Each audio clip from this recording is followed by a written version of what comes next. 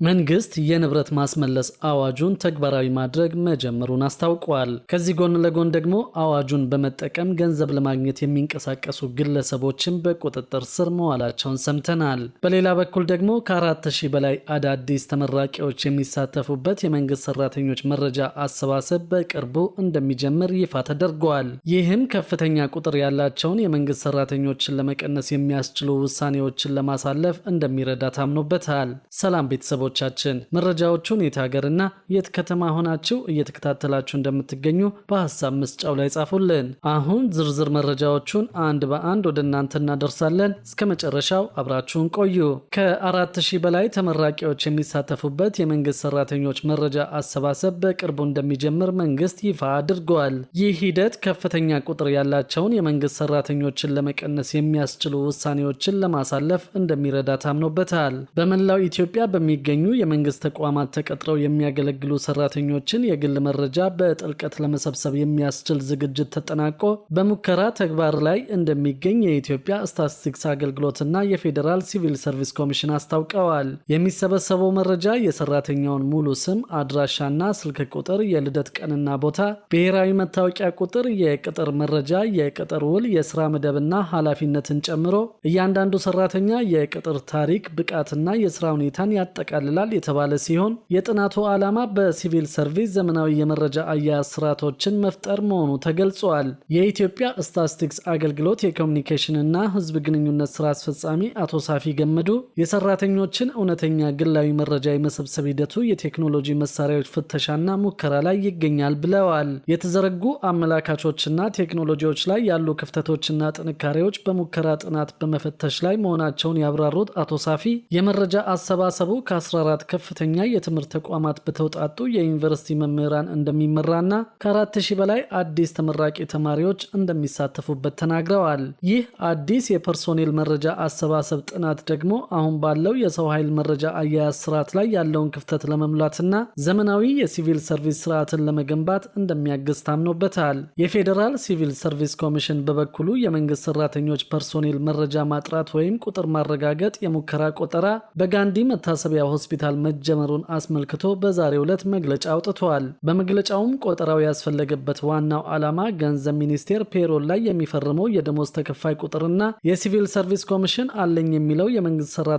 ቁጥር መረጃ ለማጣጣም መሆኑን አስታውቀዋል። በተጨማሪም ወቅታዊ መረጃን በተለይም ከበጀት ጋር በተያያዘ ለህገወጥ ቅጥርና ትምህርት ማስረጃ እንዲሁም በአንድ የስራ መደብ ላይ አንድ ሰው የሚለውንና በርካታ ጉዳዮችን ለማረጋገጥ ቆጠራው ማስፈለጉ ተገልጿል። ይህም ትክክለኛ የሰራተኛ ቁጥርን የማረጋገጥ ስራ የፌዴራል ሲቪል ሰርቪስ ኮሚሽን ከኢትዮጵያ ስታቲስቲክስ አገልግሎት ጋር በመተባበር የሙከራ ቆጠራው እየተካሄደ መሆኑን በሆስፒታሉ ተገኝቶ ማረጋገጡን አስታውቀዋል። ቆጠራው የሚካሄደው ሰራተኛው በአካል በመገኘት የመስሪያ ቤቱን መታወቂያና የፋይዳ መታወቂያውን ይዞ በመቅረብ ሲሆን በሰው ሀብት በኩል የሰራተኛው ቅጥር ሁኔታ ፋይሉ ቀርቦና ከፔሮል ጋር የተያያዘ መረጃ ታይቶ በዛ ሁኔታ እንደሚከናወን ተመላክቷል። የኢትዮጵያ ስታቲስቲክስ አገልግሎት ከጥቅምት 1 ቀን 2018 ዓ.ም ጀምሮ የመጀመሪያ ዙር የኢኮኖሚ ድርጅቶች ቆጠራ ማድረጉ ይታወሳል። በሌላ በኩል ደግሞ መንግስት የንብረት ማስመለስ አዋጁን ተግባራዊ ማድረግ መጀመሩን አስታውቋል። ከዚህ ጎን ለጎን ደግሞ አዋጁን በመጠቀም ገንዘብ ለማግኘት የሚንቀሳቀሱ ግለሰቦችን በቁጥጥር ስር መዋላቸውን ሰምተናል።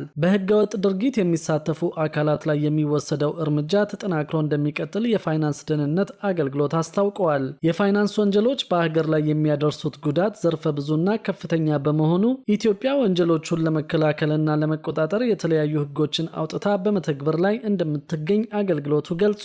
በወንጀል ድርጊት የተገኘ ገንዘብ ወይም ንብረት ህጋዊ አስመስሎ የማቅረብና ሽብርተኝነትን በገንዘብ መርዳትን ለመከላከልና ለመቆጣጠር የወጣው አዋጅ በስራ ላይ እንደሚገኝም መግለጫው አስታውሷል። ከዚሁ ጋር በተያያዘ ቀድሞ በተለያዩ ህጎች ውስጥ ተበታትነው የሚገኙ የህግ ድንጋጌዎችን መሰረት በማድረግ ራሱን የቻለ የንብረት ማስመለስ አዋጅ በቅርቡ መጽደቁንም አስታውሰዋል።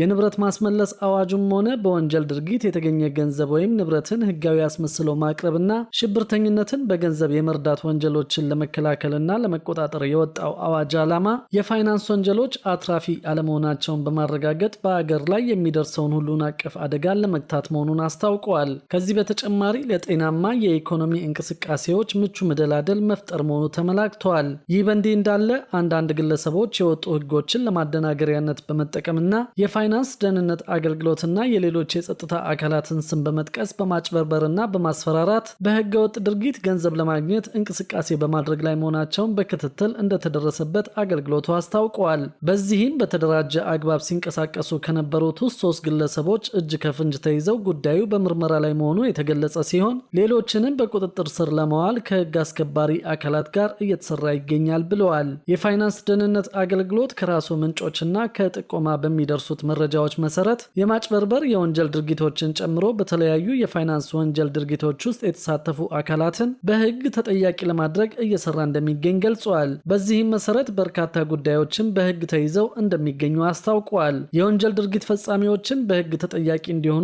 አገልግሎቱ የሚወስዳቸውን እርምጃዎች የበለጠ አጠናክሮ እንደሚቀጥልም አረጋግጧል። በሌላኛው መረጃችን ደግሞ ከሰሞኑ በርካታ የባንክ አካውንቶችን ያገደው መንግስት አሁን ደግሞ ትኩረቱን ቤቶችን በመውረስ ላይ ማድረጉን ያገኘነው መረጃ ያሳያል። በዚህ መሰረት በርካታ የኮንዶሚኒየም ቤቶች የተወረሱ ሲሆን በቀጣይ ደግሞ መሬትና የንግድ ሱቆችንም እንደሚወረሱ ይፋ ተደርገዋል። በ2017 የበጀት ዓመት 1420 በህገ ወጥ መንገድ ተይዘው የነበሩ የጋራ መኖሪያ ቤቶች ለመንግስት ተመላሽ እንዲሆኑ መደረጉን የታወቀው በአዲስ አበባ ከተማ ባለፉት ወራት 1420 የሚሆኑ በህገ ወጥ አካላት ተይዘው የነበሩ የጋራ መኖሪያ ቤቶች ለመንግስት ተመላሽ እንዲሆኑ መደረጉን የከተማው ፍትህ ቢሮ ነው ያስታወቀው። የአዲስ አበባ ከተማ ፍትህ ቢሮ ምክትል ኃላፊ አቶ ተስፋዬ ደጀኔ እንዳሉት ከሆነ በከተማዋ አሁንም በህገ ወጥ መልኩ ተይዘው የሚገኙ መሬቶችን፣ የንግድ ቦታዎችንና የጋራ መኖሪያ ቤቶችን ለመንግስት ተመላሽ እንዲሆኑ ስራው ተጠናክሮ በመቀጠል ላይ ይገኛል። በ2017 ዓ.ም